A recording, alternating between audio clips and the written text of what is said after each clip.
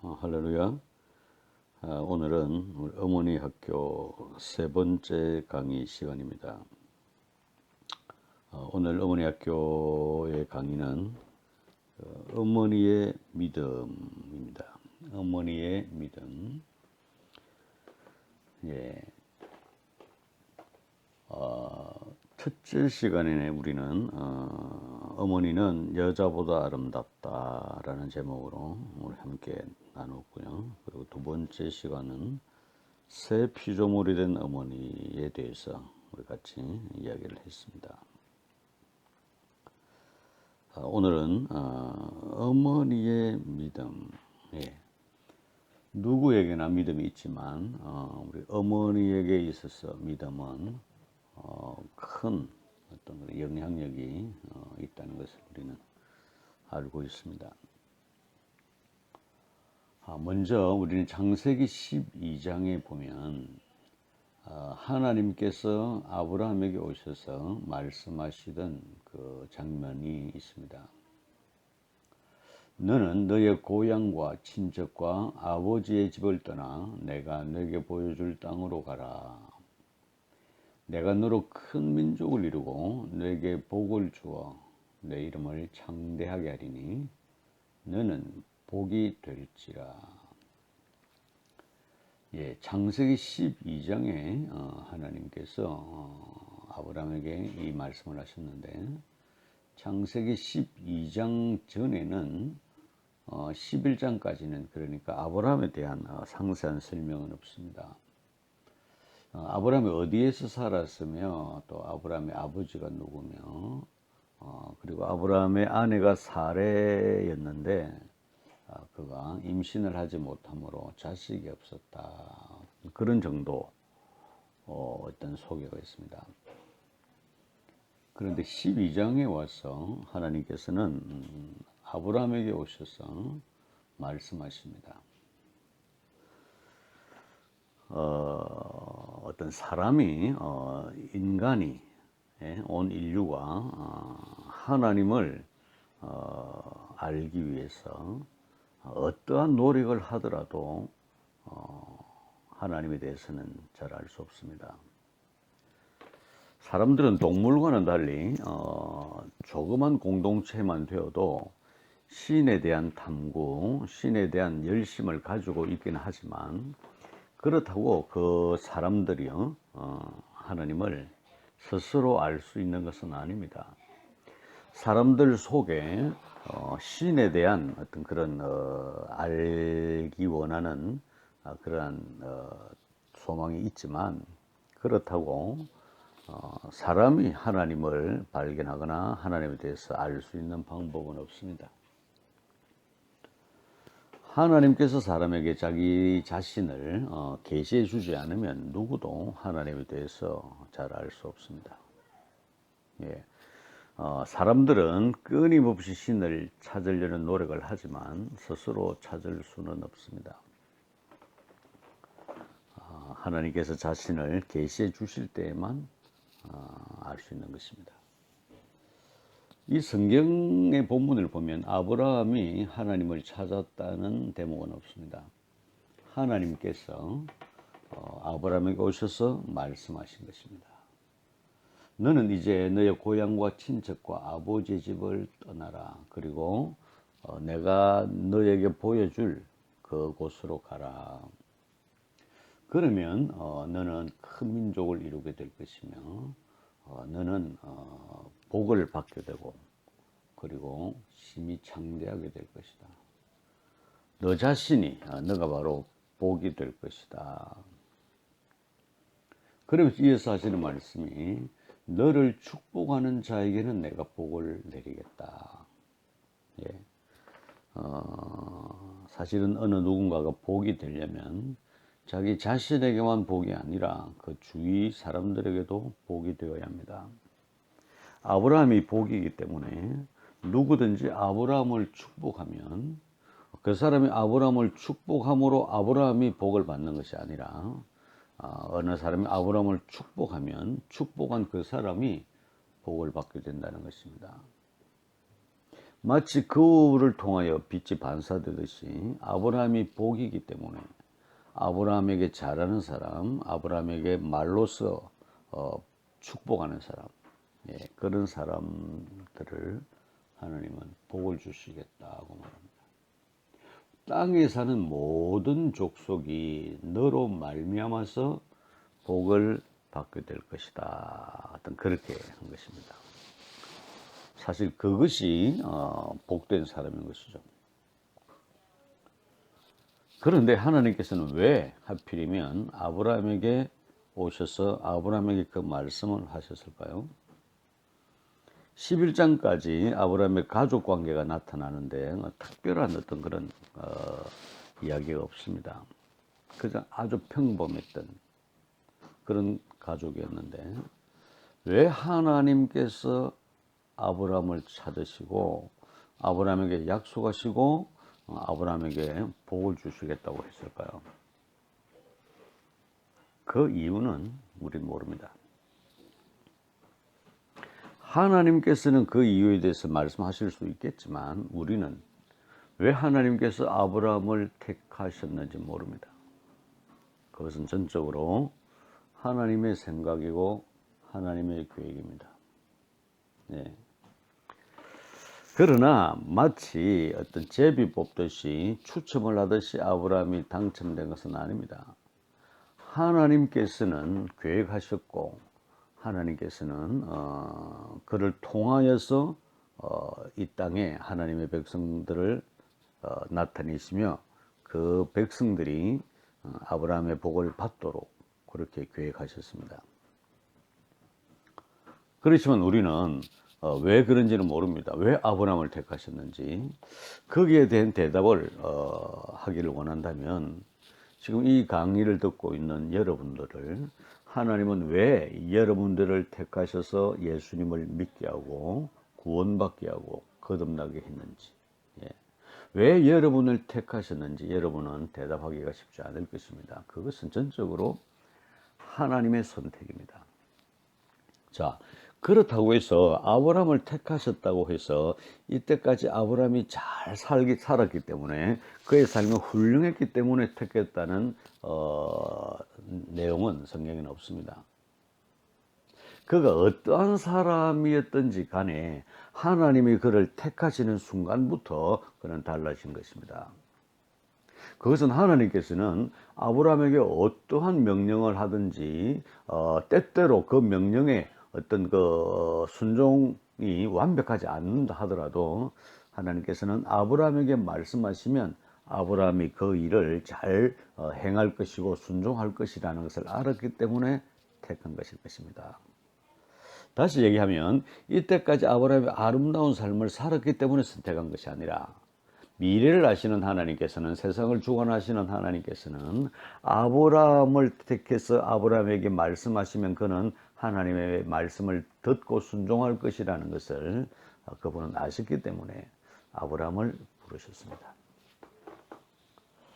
제가 이 이야기를 하는 이유는 여러분들의 과거가 훌륭해서 하나님은 여러분을 택하신 것이 아니라 하나님을 만난 이후에 여러분들이 하나님을 사랑하고 하나님의 말씀을 지키고 그대로 살아갈 걸 아시기 때문에 하나님은 여러분을 택하신 것입니다.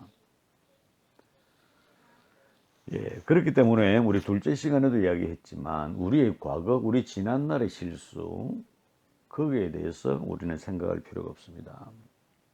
지금 오늘 우리가 여기 있고 하나님 우리와 함께 하신다는 것은 우리의 오늘과 우리의 내일이 아름답고 하나님 계획 아래서 참으로 하나님께 영광 돌리는 삶을 살 수 있기 때문에 우리는 하나님의 백성으로 선택이 된 것입니다. 이것을 안다면 우리는 미래에 대해서 어떻게 될까 걱정할 필요가 없습니다. 하나님의 아브라함을 택하신 것은 그의 지난날, 그의 과거가 훌륭해서가 아니라 앞으로 하나님을 만나고 하나님의 음성을 들었던 그 사람이 하나님의 뜻을 행할 것이라고 생각했기 때문에 아브라함을 부르신 것입니다. 물론 아브라함이 하나님의 음성을 듣고 하나님의 말씀, 하나님의 약속을 듣고 100% 참으로 훌륭한 그런 순종을 했던 것은 아닙니다. 우리가 잘 아는 대로 아브라함의 나이 75세, 75세 이 놀라운 약속을 받게 됩니다. 아들 하나 없는 자기 아내는 그와 결혼을 통해서 많은 세월을 함께 살았지만 이제 그 아내도 노쇠해 가고 있고 이제 더 이상 아이를 낳을 만한 확률이 없어질 무렵에 주님께서는 찾아오셔서 내가 너로 큰 민족을 이루게 하겠다. 아들 하나 없는 아브라함에게 하나님께서는 큰 민족을 이루게 하겠다고 말씀하십니다. 그리고 너에게 복을 주어서 너의 이름을 창대하게 할 것이다. 그의 이름이 창대하기 위해서는 그가 큰 민족을 이루어야 합니다. 아직 아들이 하나도 없는 아브라함이지만 그의 허리를 통하여 태어난 자식들이 있어야 되고 그 자식들이 힘이 많아지고 힘있고 창대해야 합니다. 그것이 아브라함이 복이 되었다는 증거가 될 것입니다. 하나님께서는 그렇게 부르셨고, 그 말은 지금 아브라함과 자기 아내 사레를 통해서 아이가 없지만 이 약속은 분명히 아이를 낳을 것이라는 암시가 있지 않겠습니까? 그죠? 그런데 우리가 아는 대로 아브라함은 마치 하나님을 실망케 하는 그런 결과를 낳게 됩니다. 아브라함의 나이 86이 되었을 때 하나님께서 그를 만나셔서 너를 복주겠다, 너가 창대하게 되겠다라고 말씀하신 지 11년이 지났을 때에 아브라함은 자기 아내 사레를 통해서가 아니라 자기 아내의 하인이었던 여인 하갈을 통해서 이스마엘을 낳게 됩니다. 하나님의 약속을 들은 지 11년 만에 그는 옳지 않은 방법으로 하나님이 계획하지 않았던 방법으로 한 생명을 잉태합니다. 그것은 하나님의 계획이 아니었습니다. 때때로 우리가 살아가면서 우리에게 일어난 잘못된 일이라 할지라도 불행한 일이라 할지라도 그것은 하나님의 뜻이다, 하나님의 계획이었다, 그래서 받아들일 수밖에 없다라는 표현을 많은 사람들이 하는데 그렇지 않습니다. 하나님은 이스마엘이 하갈을 통해서 이스마엘이 태어나는 것은 하나님의 계획이 아니었습니다. 하나님은 아무리 아브라함의 아내 사레가 나이가 많고 아직까지는 임신한 경험이 없지만은 그 아내를 통해서 그 아브라함의 후손이 나타나기를 계획하셨습니다. 그것이 하나님의 방법이었습니다. 그러나 아브라함은 하나님의 말씀을 직접 들었으면서도 그는 다른 길을 선택합니다. 그 결과가 이스마엘입니다. 한 생명에 대해서 우리가 어떻다 저떻다 말할 수는 없지만 남자와 여자가 만나서 함께함으로 아이를 낳는 것은 하나님이 만드신 자연의 법칙입니다. 그렇다고 해서 아브라함이 하갈을 통하여 이스마엘을 낳은 것은 하나님의 계획이 아니었습니다. 그것은 사람의 행동이었고 잘못된 길로 들어간 결과였습니다. 굳이 이 시대에도 이스마엘의 후손들과 이삭의 후손들이 끊지 못할 갈등이 있다는 얘기를 굳이 할 필요가 없겠지만 그 사실만 보더라도 하나님의 계획은 아니었습니다. 하지만 그럼에도 불구하고 하나님께서 아브라함의 나이 75세 말씀하셨던 그 약속을 하나님은 깨지 않았습니다. 우리가 살면서 우리가 결혼 생활을 통해서 아이를 낳고 이렇게 살면서 우리의 과오가 있고 우리의 그 잘못된 행위가 있다 하더라도 우리가 이 시간에 하나님 안에 있고 하나님의 백성이라는 것을 안다면 그것 때문에 하나님은 그의 뜻을 돌리지 않을 것입니다. 하나님께서 말씀하신 것은 변함이 없는데 죄를 지은 사람들, 잘못한 인간들이 하나님을 향하여 거부하고 하나님을 향하여 숨는 바람에 그 시간이 길어지고 도리어 사단이 그의 계획을 착착 진행하는 것을 우리는 볼 수 있습니다. 아브라함의 나이 86세 이스마엘을 낳지만 그것은 불행한 역사이지만 그러나 그렇다고 하나님은 자신의 계획을 돌이키지 않습니다. 창세기 12장에서 말씀하셨던 하나님은 창세기 17장에 와서 이제 아브라함의 나이 99이 되었을 때에 또다시 여호와 하나님께서는 아브라함에게 나타나십니다. 아마도 아브라함이 하나님에게 만나기를 면담을 하기를 요청하지 않았을 것입니다. 아브라함은 자기 품에서 자라는 이스마엘을 보면서 이 아이가 내 후손이 될 거야. 이 아이를 통해서라도 내가 할 수 있는 일을 할 거야. 라며 그 이스마엘의 재롱에 기뻐하고 때때로 그것 때문에 아내와의 갈등을 빚으면서도 자기가 한 일에 대해서 그것을 통해서 자기는 하나님이 말씀하셨던 그 뜻이 이루어질 것이라고 생각합니다. 하나님께서 아브라함이 그렇게 했던 것에 대해서 그것 때문에 벌을 주고 그것 때문에 하나님의 계획을 변화시키신 것은 아니지만 그렇다고 하나님은 아브라함이 잘못된 행동을 했는데 그것을 그대로 하나님의 계획으로 편입시키지는 않습니다. 우리가 아는 대로 나중에 가면은 그 아브라함의 아내 사라와 하갈 둘의 갈등을 통해서 하나님은 약자인 그 하갈 그리고 이스마엘 그 편을 들어서 그러면 이제 그 이스마엘이 그 아브라함의 대를 잇는 심히 장대케 되는 그러한 통로가 되게 하자. 그렇게 하지는 않았습니다. 하나님께서는 우리의 잘못을 용서는 하시지만요. 우리의 잘못을 용서하시지만 하나님의 계획은 그대로 가십니다. 그래서 우리가 용서받는 것도 중요하지만 언제든지 하나님의 계획 안에 있어야 합니다. 아브라함의 나이 99대 여호와께서 아브라함에게 나타나서 그에게 이르시되 나는 전능한 하나님이라. 여러분, 하나님께서 사람에게 자신을 소개해야 될 필요가 있을까요? 인간이 하나님 앞에서 자기가 어떠한 사람이라는 것을 나타내 보이고 사람들이 사람들 앞에서 자기를 소개하지만 하나님께서 나약한 인간에게 실수한 인간에게 자기 자신을 소개할 필요가 있을까요? 나는 전능한 하나님, Almighty God. 나는 전능한 하나님, 모든 하지 못하는 일이 아무것도 없는 나는 하나님이다 라고 아브라함 앞에 나타나신 이유가 뭘까요? 아브라함은 하나님을 만났지만 그가 전능하신 하나님이라는 사실에 대해서 그것을 완전한 이해가 없었기 때문입니다. 그의 나이 75세, 자기 아내의 나이가 65일 때 하나님께서 너를 창대케 할 것이다.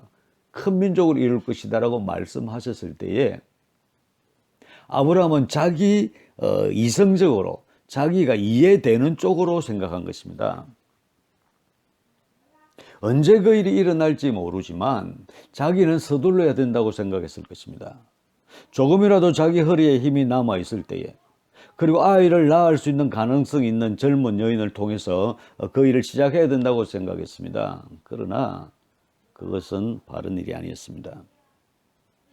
전능하신 하나님이 나약한 인간 앞에 와서 나는 전능한 하나님이다 그렇게 말씀하신 것은 어떻게 보면 슬픈 이야기입니다.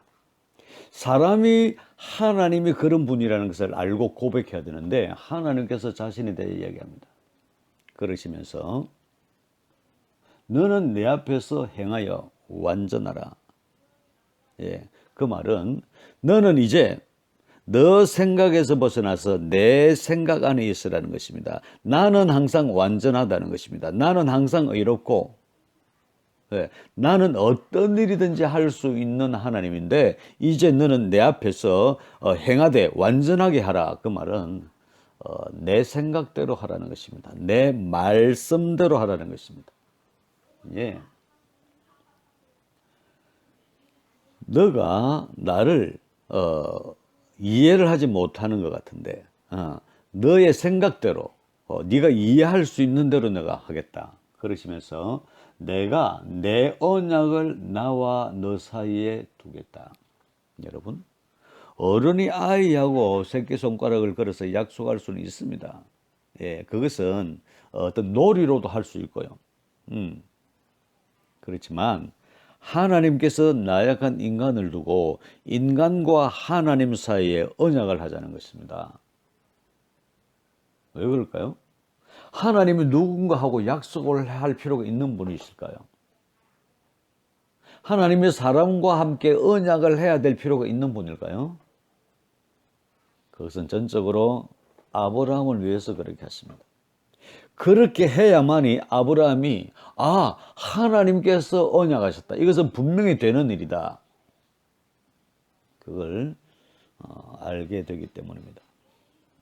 항상 하나님께서는 인간들에게 찾아오셔서 하나님이 전능하신 하나님이라서 명령하시고 그를 통제하시고 또 그렇게 하는 것처럼 느끼지만요. 하나님은 항상 나약한 인간 앞에 오시면 그가 정말 자녀를 사랑하는 아버지, 자녀를 사랑해서 어쩔 줄 모르는 그런 아버지처럼 그렇게 사람들 앞에서 행하십니다. 나는 말이야, 나는 전능한 하나님이야. 나는 못하는 일이 없어. 예, 마치 어린 아이 앞에서 어른이 정말 난 잘해. 난 잘 만들어. 난 정말 못하는 게 없어. 라고 말하는 것은 자랑하기 위해서가 아닙니다. 너는 나를 알아야 한다 그 뜻입니다.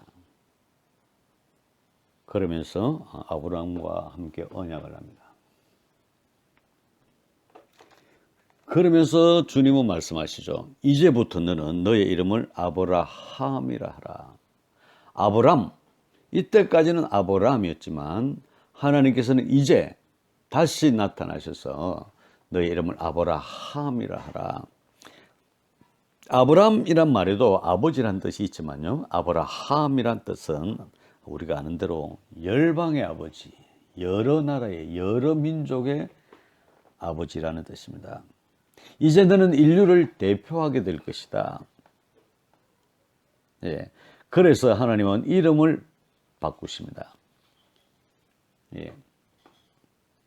그 이유는 내가 너로 심히 번성하게 할 것이다. 예. 내가 뇌에서 민족이 나게 하며 너로부터 너의 어떤 허리로 태어나는 자들을 통하여서 거기에서 왕들이 나오게 할 것이다. 예, 주님 그렇게 말씀하십니다. 예. 그리고 이어서 말씀하시기를 내가 내 언약을 너뿐만 아니라 너와 너 대대 후손 사이에 세워서 영원한 언약을 삼고 너와 내 후손의 하나님이 되리라. 예, 여러분, 나는 전능한 하나님이다라고 말씀하셨던 하나님께서 이제 나는 너와 너의 후손의 하나님이 될 것이다. 예, 전능하신 하나님께서 아브라함 너와 너의 후손의 그 후손들을 위한 전능한 하나님으로 있겠다. 여러분, 이 얼마나 놀라운 사랑의 표현입니까? 너는 나한테 효도해야 된다. 나는 전능한 하나님이야. 너는 내 앞에서 내 시키는 대로 해. 그것이 아니라 하나님께서 내가 말이야. 내가 전능한 하나님인데 내가 너의 하나님이 될 거야. 너의 후손의 하나님이 될 거야. 나는 전능하니까 너의 후손을 위해서 나는 전능한 하나님으로 서 있게 될 거야. 예. 이 얼마나 놀라운 축복입니까? 예. 예, 이것은 아주 참 하나님의 어떤 놀라운 사랑의 표현이 아닐 수 없습니다. 하나님은 아브라함을 찾아가셔서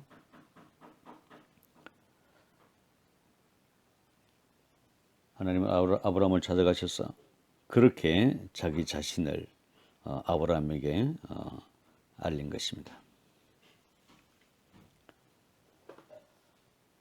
우리가 갈라디아서 3장 9절 말씀부터 보면은, 갈라디아서 3장 9절 말씀을 보시면 이런 말씀이 있습니다.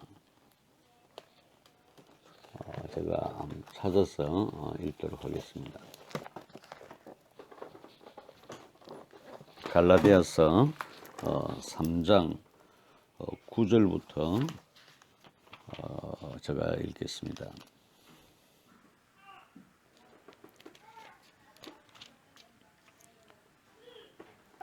그러므로 믿음으로 말미암은 자는 믿음이 있는 아브라함과 함께 복을 받느니라. 그러므로 이제 믿음 안에 있는 사람들, 그죠? 믿음으로 구원받은 사람들, 믿음으로 인하여 거듭난 사람들은 믿음이 있었던 그 아브라함, 하나님을 직접 만나서 하나님의 어떤 언약, 하나님과 언약을 맺었던, 복의 근원이 되며 그 자신이 복인,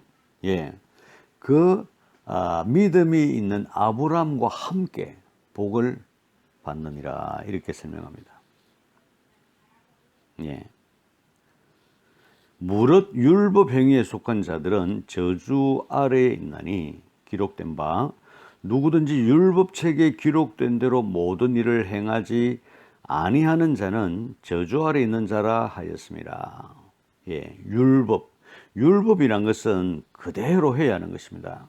그렇지만 아무도 하나님 앞에서 율법으로 말미암아서 완전한 사람, 의롭게 되지 못할 것이 분명하니 이는 의인은 믿음으로 살리라. 여기에서 나온 이 말씀, 그죠? 율법 아래 있는 사람들은 율법으로서 의롭게 되지 못한다는 것입니다. 율법은 죄 아래 있는 사람들, 그 사람들을 예수 그리스도가 오실 때까지 구원의 이름으로 구원자로 오실 때까지 율법은 그저 몽학 선생, 마치 인간 사회에서 어떤 그런 울타리처럼 그 울타리를 넘어가지 못하도록 그 인간들을 위해 율법으로서 그들을 종이 되게 한 것입니다. 아무도 율법을 지켜서 의롭다함을 받는 사람이 없다고 성경은 말합니다. 율법은 믿음에서 난 것이 아니라는 것입니다. 하나님의 사람들이 살아야 하는 것은 믿음으로 살아야 한다는 것입니다. 자, 의인은 믿음으로 살아야 한다. 그 말은요, 의인들은 믿음을 가지고 있어야 된다, 그런 뜻이라기보다 믿음을 가진 사람은 예수 그리스도로 말미암아서 의인이 되었고요, 의롭다함을 받은 것입니다. 아브라함이 믿을 때에 의롭다함을 받은 것처럼 믿음으로 우리는 의인이 되었고, 그렇기 때문에 이 의인들은 믿음으로만 살아야 된다는 것입니다.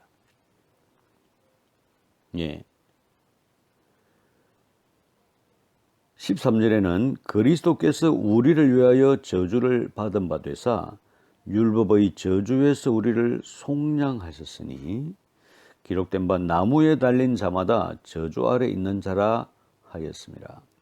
예수 그리스도께서 나무에 달리심으로 저주를 받았기 때문에 이제 우리의 모든 저주가 없어진 것이죠.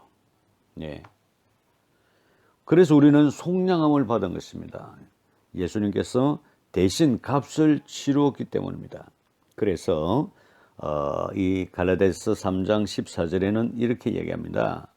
이는 그리스도 예수 안에서 아브라함의 복이 이방인에게 미치게 하고 또 우리로 하여금 믿음으로 말미암아 성령의 약속을 받게 하려 함이라.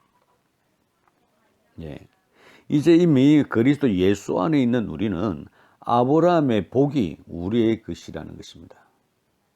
그들이 이방인이든 어떠한 사람이든 그리스도 예수 안에 있는 사람들은 아브라함의 복을 상속받는 것입니다. 그래서 오늘 하나님께서 아브라함을 만나서 내가 너로 하여금 복이 되겠다고 말씀하셨던 그 말씀이 믿음 안에 있는 사람들은 똑같이 이렇게 혜택을 받는다는 것입니다. 예. 그랬던 아브라함은 이제 마침내 하나님께서 아브라함에게 네 아들, 네가 가장 사랑하는 아들 독자 이삭을 내게 번제로 바치라라고 말씀을 하십니다. 예. 그것은 일종의 아브라함을 시험하는 것이라고 우리는 생각하지만 사실 그것은 시험이 아닙니다. 예. 어떤 올무를 만들어서 그 올무를 만들어서 그 사람을 어떤 넘어지게 하는 사단의 유혹과는 다른 것입니다. 하나님께서 아브라함을 이삭을 바치라고 했을 때 과연 하나님께서는 아브라함이 어떻게 행동할 것인지를 모르고 그렇게 했겠습니까? 아닙니다. 예, 다 아시는 하나님께서 아브라함에게 그렇게 시키신 것은 그가 복받을 자이기 때문입니다. 그가 그것을 순종할 것을 하나님은 아십니다. 그 말은 아브라함의 복을 확정시킵니다. 예, 아브라함이 그것을 했기 때문에 복이 이어진 것이 아닙니다. 물론 아브라함이 했던 순종은 아브라함 편에서는 대단한 것이었고 칭찬받을 만한 일이었지만 하나님은 그것을 아셨습니다. 예. 하나님은 몰라서 그렇게 한 것이 아닙니다. 하갈을 통해서 이스마엘을 낳았던 아브라함, 그렇지만 이제 아브라함은 달라졌습니다. 그것은 아브라함이 훌륭한 것이 아닙니다. 하나님께서 아브라함에게 찾아가셔서 아브라함에게 언약을 하시고 나는 전능한 하나님이다. 그렇게 아브라함을 바꾸신 것입니다. 마찬가지로 우리 이제 역시 우리도 아브라함의 후손으로서 믿음을 가진 사람으로서 거듭난 사람으로서 우리는 이제 아브라함이 했던 것처럼 그런 믿음을 가져야 합니다. 이것은 우리가 믿지 못하는 것을 억지로 믿으려고 애를 쓰는 것이 아니라 하나님이 어떠한 분이란 것을 알기 때문에 그 하나님께서 우리 삶에 와 계시고 우리의 영에 와 계시는 우리와 함께 계시는 하나님, 그 하나님을 우리는 믿어야 합니다. 아이가 없어서 그 아브라함의 아내 사라처럼 그렇게 고통했던 여인 한나는 그 아이를 낳아서 사무엘이라고 부를 때 내가 그를 여호와께 구하였다. 여호와께서 내 구하는 것을 들으시고 여호와께서 나에게 아이를 보내주셨다. 그렇게 고백했던 한나는 저절되고 이제 그 아이가 스스로 독립할 때가 되어서 실로 있는 성전으로 아이를 데리고 갑니다. 한나는 그 자신의 그 아이를 나이 많은 엘리 제사장에게 맡긴 게 아닙니다. 한나는 엘리 제사장의 두 아들 홈리와 비나스 그 젊은 제사장에게 그 아이를 맡긴 게 아닙니다.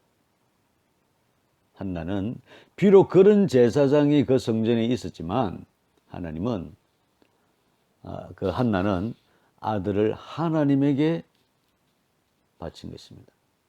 하나님을 믿었기 때문입니다. 내 아이가 저런 제사장들 밑에서 어떻게 어린 시절을 보낼까? 무엇을 보고 무엇을 배울까라고 고민하지 않았습니다. 그가 마땅히 하나님으로부터 왔기 때문에 하나님이 어떠한 분이라는 사실을 알았기 때문에 어린 아들 사무엘을 성전에 두고 온 것입니다. 우리는 하나님을 믿어야 합니다. 그것이 우리 어머니들의 믿음입니다. 우리의 믿음이 있다면 그것은 하나님을 향한 믿음입니다. 그분이 어떠한 분인지, 아브라함이 하나님이 어떠한 분인지 모르고 자기 방법으로 실수를 했을 때 하나님은 그를 나무라시지 않고 나는 전능한 하나님이라고 그를 설득합니다. 그리고 이제 나는 너와 나 사이에 언약을 세우겠다. 예. 우리는 하나님을 그렇게 믿어야 합니다.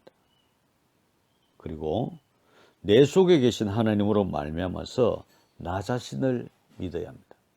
예. 스스로가 자기 자신을 믿어야 합니다. 내 속에 하나님이 계시다는 사실을 스스로 고백해야 합니다. 그것이 어머니들의 믿음입니다. 그렇게 되면 우리 아이들을 향해서도 우리 가족을 향해서 우리는 그들을 믿어야 합니다. 그들 속에 있는 하나님, 그들과 함께 계시는 하나님을 믿어야 합니다. 바로 그것이 우리의 믿음이 되어야 합니다. 믿음을 가진 어머니는 흔들리지 않습니다. 우리 속에 하나님이 계시기 때문입니다. 그렇다면 우리가 내 자식을 위해서, 내 가정을 위해서 또 어떠한 일을 생각하면서라도 우리는 의심하거나 힘들어하거나 고민하거나 슬퍼하지 말아야 합니다. 우리는 흔들리는 세상에 뿌리를 둔 사람이 아닙니다. 전능하신 하나님, 우리를 복주시는 하나님, 그분 안에 있기 때문입니다. 이것이 오늘 우리가 새겨야 할 것입니다. 믿음을 가진 어머니, 그 어머니로 인해서 우리의 가정, 우리의 자녀들,